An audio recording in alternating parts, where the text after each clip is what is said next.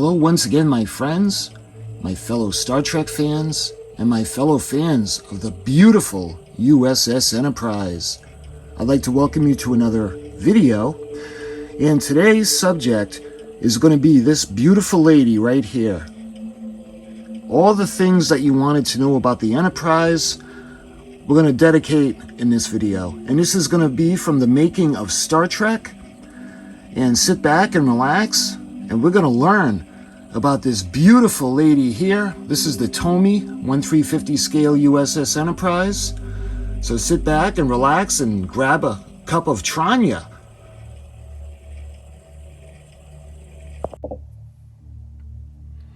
Okay, so the reference that I'm going to use for the information is The Making of Star Trek.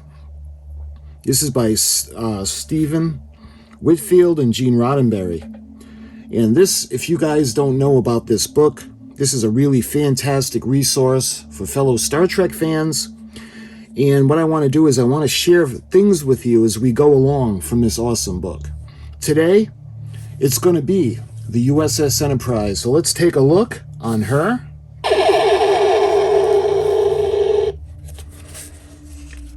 This book also has so many awesome photographs, but what I want to focus on in this video is it's going to be the USS Enterprise.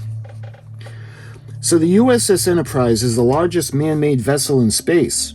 It's 947 feet long, 417 feet wide overall. It's got a maximum gross weight of 190,000 tons. Compared to the displacement of 59,650 tons of our aircraft carrier, the USS Farsal. It's divided into three main sections: the saucer-shaped primary hull, the cigar-shaped secondary, the engineering section, and the twin-engine pods. The unit components were built at the Starfleet division of what is still called San Francisco Navy Yards, and the vessel was assembled in space. The Enterprise is not designed to enter the atmosphere of a planet and never lands on a planet's surface. When assignment takes the ship to a particular planet, it enters a standard orbit around the planet. This can range from 1,000 to 7,000 miles away depending on the planet's size and gravitational pull, atmospheric envelope, the size and the proximity of the sun, the moon, and other factors. The primary hull is 417 feet in diameter and is 11 decks thick through the middle. Designed to operate separately from the rest of the ship, the saucer therefore contains all elements necessary for independent operation. Propulsion for the primary hull is provided by impulse power. The impulse engine section is located at the bottom rear of the saucer section. Headquarters for the engineering division is also located in the same area, as are main engineering control facilities, plus sufficient repair, storage, and other facilities to service the primary section when detached from the star drive section of the vessel. And of course, they're talking about the primary hull detaching, although we never actually see it. The bulge atop the center of the saucer is Deck 1, the house of the bridge. The circular-shaped bridge is a nerve center of the Enterprise, and it is here that Captain Kirk presides over the entire ship's complex operation. He sits at the command chair in the inner, lower section of the bridge, facing the large view screen directly in front of him. Also facing the viewing screen sit the navigator and the helmsman at their combined console. In the outer raised circular elevation of the bridge are 8 individual stations. From the turbo lift doors, the numbered counterclockwise, the stations are 1. Communications, manned by Lieutenant Uhura. 2. The library computer, manned by Mr. Spock. 3. The navigational subsystems check out normally unmanned. This station provides information and readings on all navigational instruments and subsystems. For the weapons subsystems check out normally unmanned, this station provides data on the operation of all subsystems within the ship's weapons systems. Now, I've actually done a video using the Starfleet manual if you want to get into more detail on the stations on the bridge. From the turbolift, the numbered clockwise: 1. Engineering, usually manned by Lieutenant Commander Scott. 2. The environmental systems, normally unmanned. This station provides data on the functioning of all the components of the ship's environmental systems. Manual adjustments can be made at this station to affect the ship's gravity, air supply, and composition, temperature, etc. The engineering subsystems, as number 3, check out normally unmanned. The station provides information and readings on all the engineering subsystems. And 4, the defense systems monitor. Normally unmanned, this station continually monitors the status of the defensive systems, such as the deflector screens, etc. Tied into Captain Kirk's command position are the main controls for the vessel's vast computer complex, which automates and affects every system aboard the vessel. The computer complex is the duotronic type invented by Dr. Richard Daystrom 25 years ago, the Star Trek time, and in accordance with the book. At Spock's station are tied into his viewers and screens are more detailed cross-circuit regulating controls, plus visual and audio information on the stations of all systems and activities. Thus, Kirk's second-in-command can independently report on or override any ship function or condition in case of trouble or emergency. The vessel's computer system contains voice recognition circuits, self-programming that permit it to respond to verbal orders. It uses a feminine voice, a familiar voice.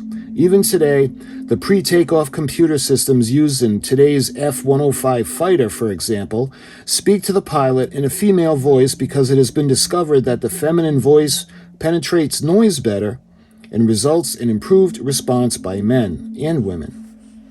Spock's primary bridge function is handling all of the ship's vast and varied sensor systems fed into his station.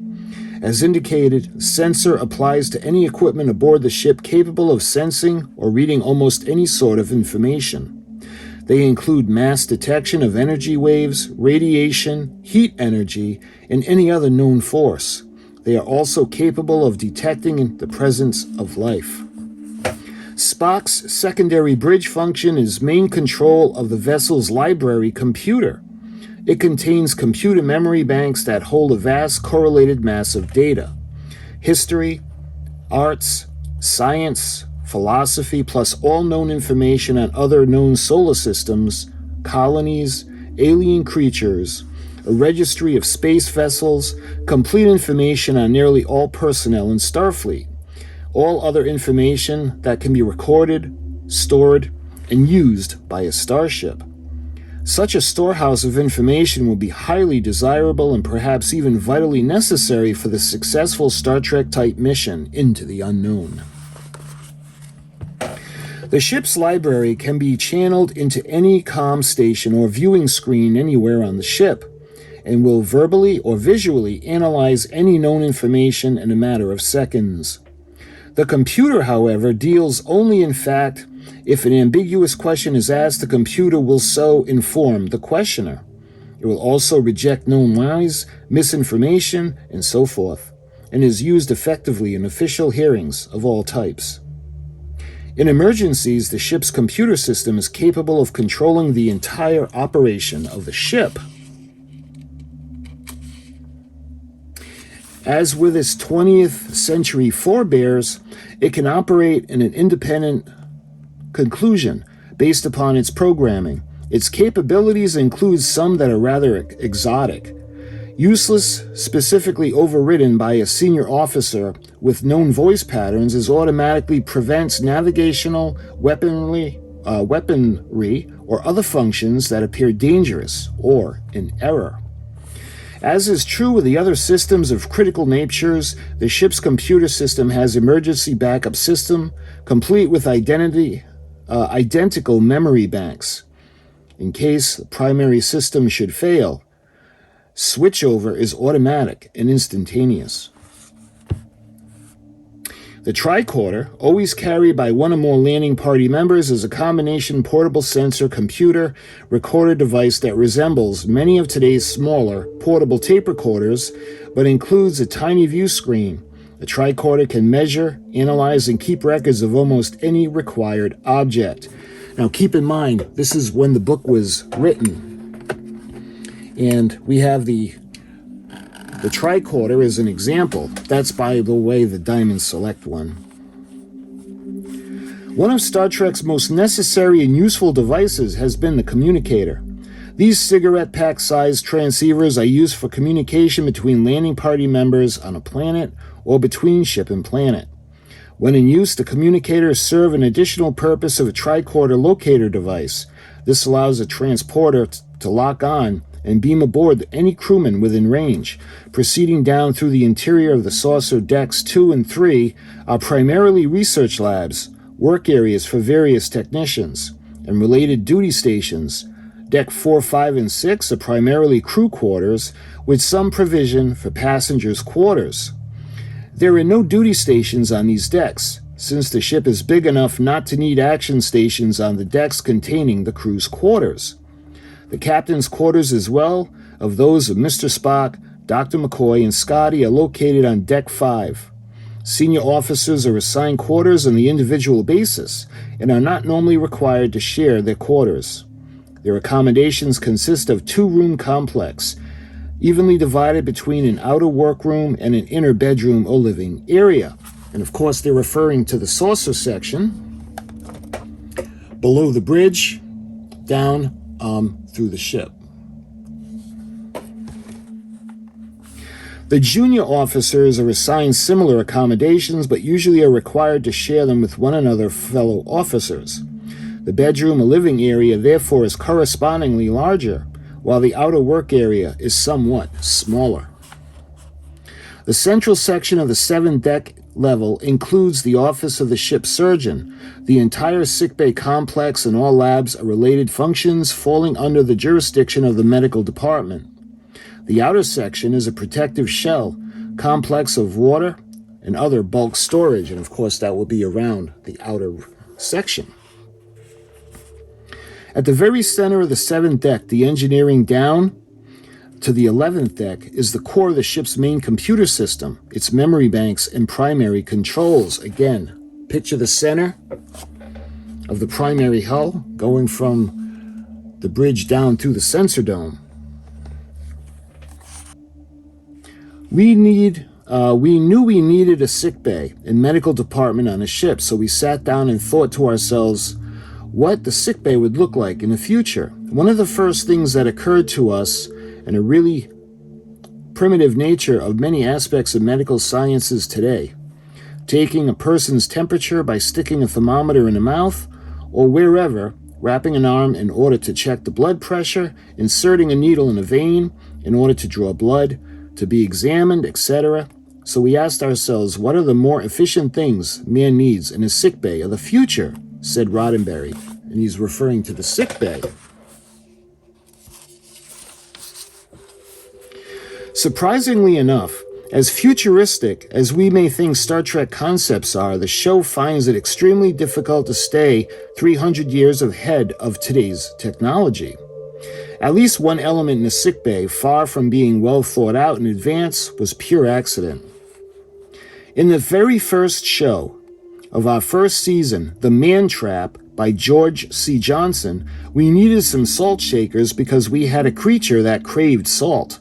We had a story point which required the creature disguised in human form to give himself away when someone passed with a salt shaker on a tray. This posed a problem that will, with the salt shaker, look like 300 years from now. Our property master, Irving Feenberg, went out and bought a section of a very exotic-looking salt shaker. Before I continue, I want to show you the picture that they have, the illustration. The Starship U.S.S. Enterprise would be in the black. A U.S. Navy aircraft carrier, the CVA-65 Enterprise would be the gray. And you can see the difference in the sizes between the Enterprise in relation to the aircraft carrier. Below that, you can see the Star Trek Starship Enterprise. You can see the hangar deck, the shuttle bay, and you can see the different levels. And there's a scale over there. So you can see the top view of the Enterprise, 947 feet long. The nacelles alone are 504 feet. You can see the impulse power unit at the aft end of the primary hull, the propulsion unit, which would be the nacelles. You can see the side view. This would be from the port side, the primary hull, the main phaser bank, the bridge area, the main deflector below that, and then the secondary hull. And the secondary hull, that appears to be 340 feet long. The hangar deck, the shuttlecraft, you can see in the back. It also has a face-on view of the Enterprise. You can see the 417 feet at its widest point, and 304 feet for the center of the nacelles. The next photo is the layout of the bridge.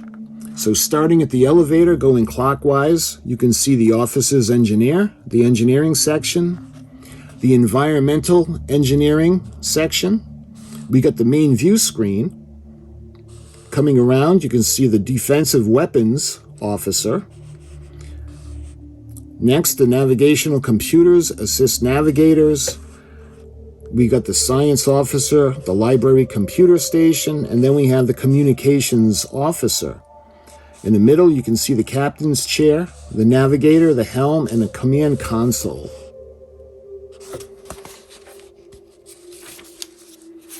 Next up, we got a picture of the shuttle bay. You can see the control sections, the turnable elevator as the shuttlecraft is brought up and rotated. We got the observation corridors. And this is the hangar deck with the shuttlecraft view looking aft of the USS Enterprise. Next up, you can see the section of the hangar deck with the shuttlecraft Starship Enterprise, NCC-1701. And you can see the deck control section and the, the observation corridors. Next up, we take a look at the shuttlecraft. You can see the relation of size of a man as opposed to the Galileo. When it comes to the Galileo, this incidentally was Mr. Spock's first command. And let's see, you can see the interior. We've got 7 seats. You can see the control panels are at the front, and there's a separate room in the back. So next up, you can see a scale diagram of the Enterprise in relation to the Klingon battle cruiser, and that'll be a different video. You can see the side view, the port side, the Enterprise, the heavy space cruiser, and you can see the Klingon alien battle cruiser on the bottom. Again, I'll be doing one on the D7 as well, and this provides the sketches of the D7. Getting back to the salt shakers now, so until after he brought them in and showed them to me, I realized that they were beautifully shaped and futuristic, that the audience would never recognize them as salt shakers. I would have either had to use 20th century salt shakers, or else I would have had to have a character say, "See, this is a salt shaker." So I told Irving to go down to the studio commissary and bring me several of their salt shakers.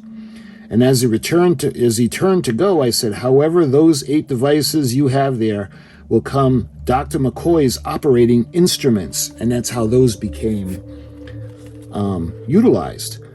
For 2 years now, the majority of McCoy's instruments in sickbay have been a selection of exotic salt shakers. And we know that they work because we've seen them work. Not only has he shaped many a life with them, but it helped keep hand prop budget costs low.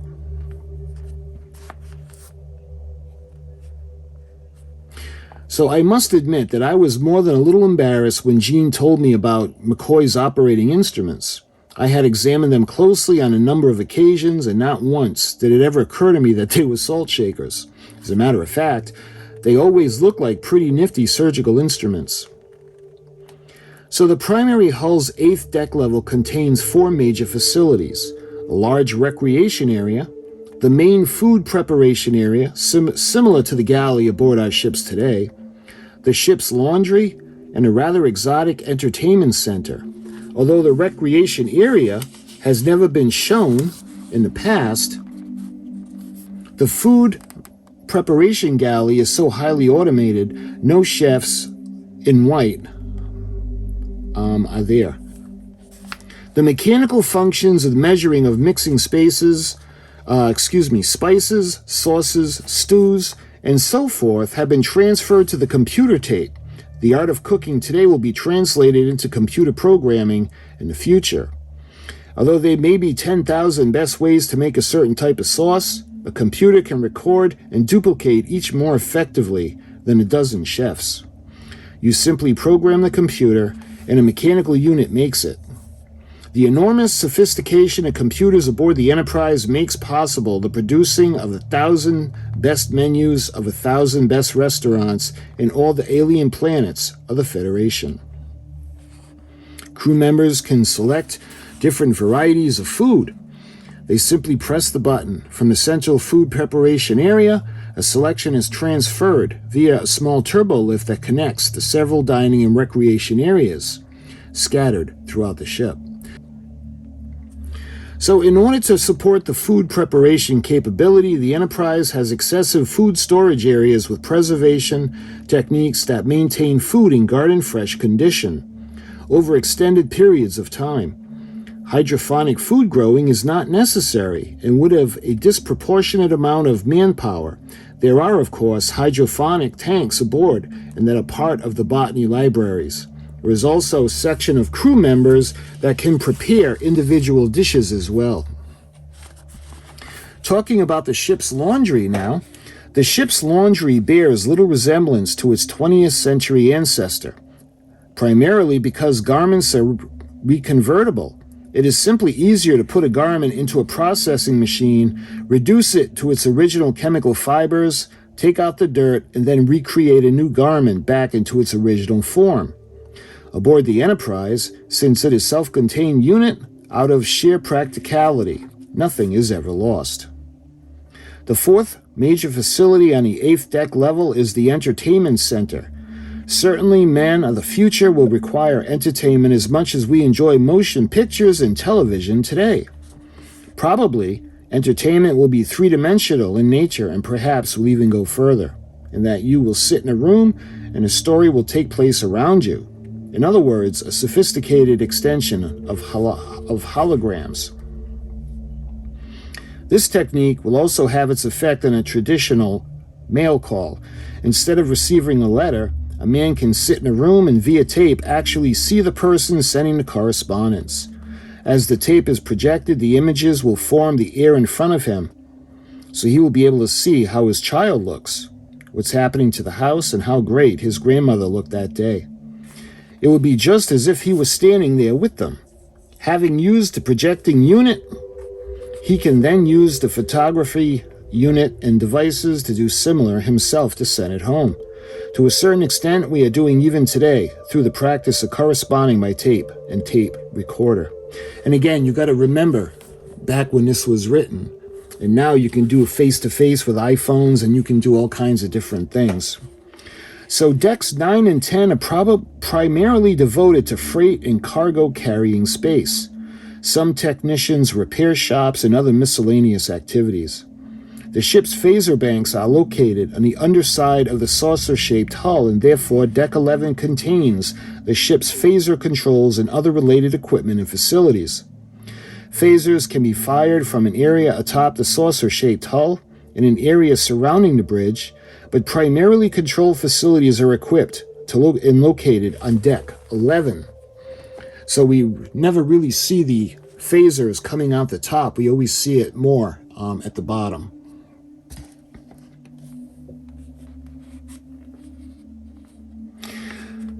The cigar-shaped secondary hull is 340 feet long, 112 feet in diameter. It is connected to the saucer by means of a large access pylon. The secondary hull is often referred to as the engineering hull. As much as the facilities and activities conducted in this area are devoted to that department, a number of the deck levels, that are 16 of them, are also devoted to fuel, supply, and main repair centers, water, waste reconversion, and interplanet freight. Minimal crew quarters are located in this hull, used by duty engineers and by the star drive crew when the saucer section is detached and is operating separately. Again, we have never seen that in Star Trek, the original series, where the primary saucer section leaves. The engineering hull, as much of the facilities and activities conducted in this area are devoted to that department. The Starship's main sensor deflector, a parabolic sensor, antenna, and asteroid deflector is located at the front end of the secondary hull. The ship's hangar deck area, where the vessel's shuttlecraft is stored, is located at the aft end. Huge hangar doors, 60 feet wide and 30 feet high, provide entrance for the 6 shuttlecraft, designed to carry a crew of 7. The shuttlecraft are used on limited exploratory patrols away from the Enterprise and are capable of entering the atmosphere on a planet and its surface. The 2 long nacelles atop the ship and attached to the engineering hull by slender pylons house the main Starship engines. The engines are each 504 feet long, 60 feet in diameter, and operate via controlled fusion matter and antimatter, creating the fantastic power required to run the Enterprise and drive it at a faster than speed light. So they're referring to the nacelles. And the way I had done this one is the pilot versions, where you can see the antennas coming out of the Bussard collectors. Incidentally, we've got the deflector dish.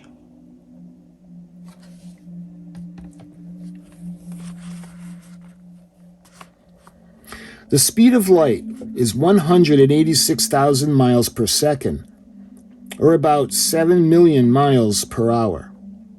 It is itself a speed with which much of the audience has difficulty relating to. Even greater problems result when it becomes necessary to express a speed many times faster than the speed of light. Star Trek dialogue solves the problem by measuring all faster-than-light speeds in terms of warp factors. Warp factor 1 is the speed of light. Warp factor 3 is 24 times the speed of light. Maximum safe cruising speed of the Enterprise is warp factor 6, or 216 times the speed of light. At warp factor 8, 512 times the speed of light, the ship's structure begins to show considerable strain, due to the inability of the ship's field mechanism to compensate. Warp factor 6 is therefore exceeded only in instances of extreme emergencies. By the way of contrast, the impulse engines can drive the ship only at sublight speeds and can be continuously operated for about a month before exhausting the impulse fuel. The entire vessel can operate on battery power alone at sublight speed for about a week, depending on velocity required. The matter-antimatter engines were not fully settled upon until after the series had already gone on the air. Originally, the Enterprise was said to be powered by something loosely called a space warp. As episode after episode went into production, it became increasingly obvious at this point that they had to be tied down. Discussion with scientific consultants had already ruled out atomic power as inefficient and inadequate for achieving hyperlight speed. Ion drives were ruled out for the same reasons. Finally, the conclusion reached that the only power source conceivably large enough to do the job would be the energy released by the sheer annihilation of matter and antimatter.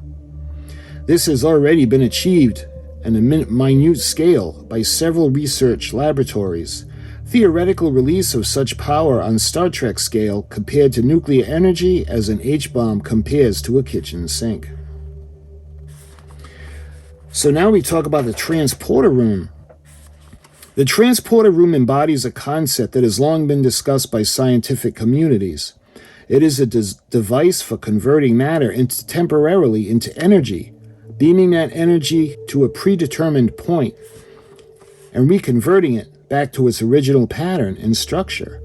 No receiver is needed. Its range is about 16,000 miles.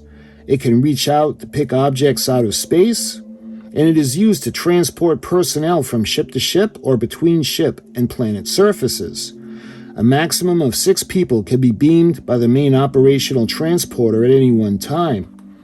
These transporter rooms are circular in shape and are controlled from a nearby console, a transporter officer and technician. There are 11 personnel and cargo transporter stations aboard the vessel. 4 are the Familiar One operational stations, 2 are the cargo transporters, 5 are emergency personal transporters which can handle 22 people each, but involve a risk factor at such power loads and are limited to the use in ship abandoning emergencies. Obviously, efficient movement about such a large vessel requires mechanical assistance. It is provided by the ship's turbo elevators. These high-speed lifts run both horizontally and vertically. Television story needs first made to be turbo elevators necessary. An action-adventure television show must be more of the fast, dramatic pace, and has become obvious to a few people that this could be no more than an elevator. Our characters had to get to places horizontally just as fast. Once again, story needs results in a concept that would not only be logical but necessary in a vessel of this size. So now it comes to a really fun part, the weapons, the photon torpedoes, as well as the phasers.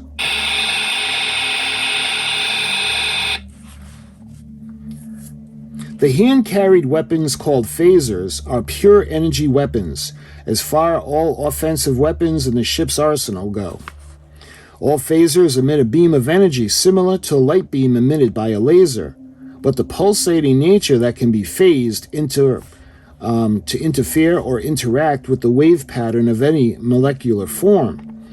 Phaser beams can be fired steady in one long burst or in intermittent squirts, or phased energy.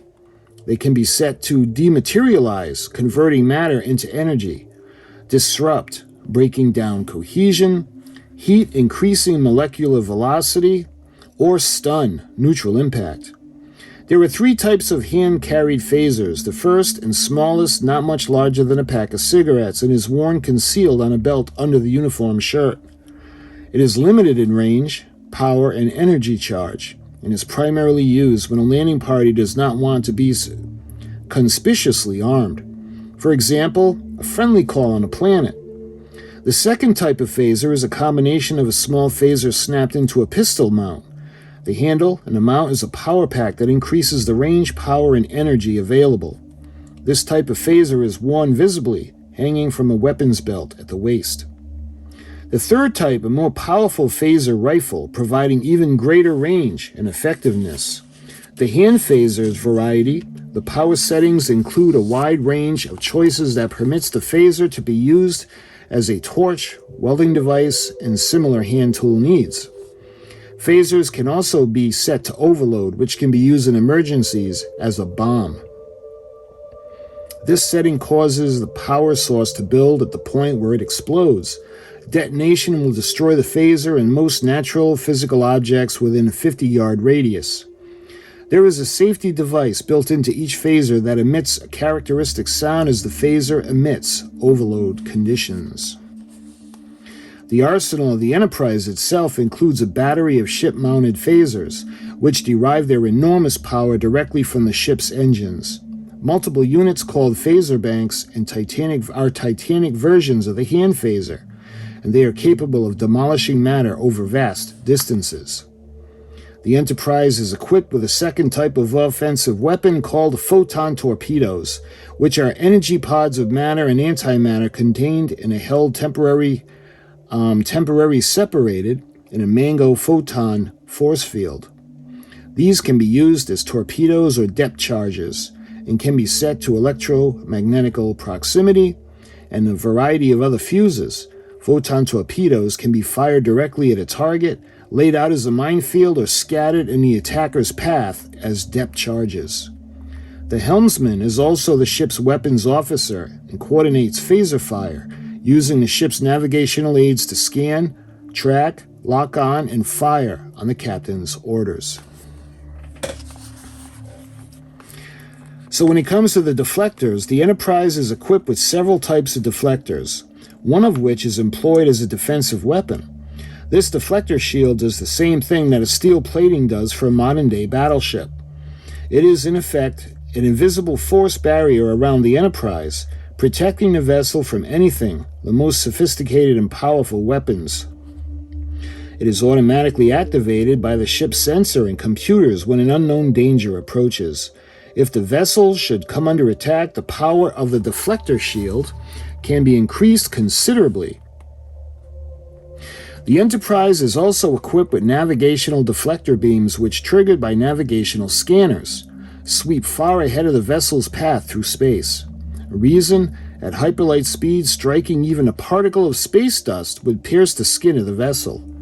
Navigational sensors sweep the path ahead of the ship at distances so great that the minimal deflector power is required to divert space debris and other objects from the ship's path.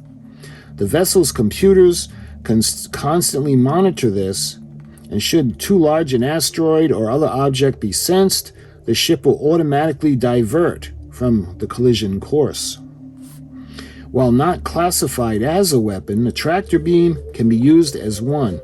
It operates on the reverse principle of the deflector.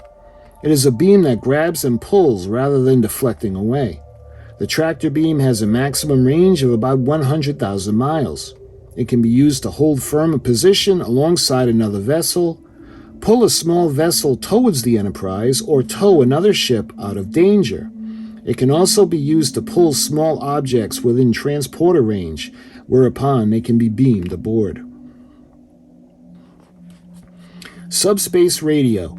Lieutenant Uhura Communications Officer sits at this control station. We use the term subspace since it is necessary that communications from the Enterprise, its bases, are a time warp or a space warp, in effect that travels at speeds far exceeding even that of the Enterprise. If we did not have such subspace or space warp communications, obviously the Enterprise would warp off into a base and return faster than the message could be sent. So then it goes into the crew, and the crew's, the missions, and then they go into the standard procedure for the crews. But I wanted to share the stuff with the Enterprise with you. And this book is amazing. It's got a bunch of pictures in it, and I'll be putting up the ones that are related to the subject that I'm telling you guys about. So this video is on the Enterprise, and I know I could just keep going on forever, but I don't want the video to be, 15 hours long. So my friends, until my next video on the information from this wonderful book, I thank you so much for watching, and I'll talk to you guys soon.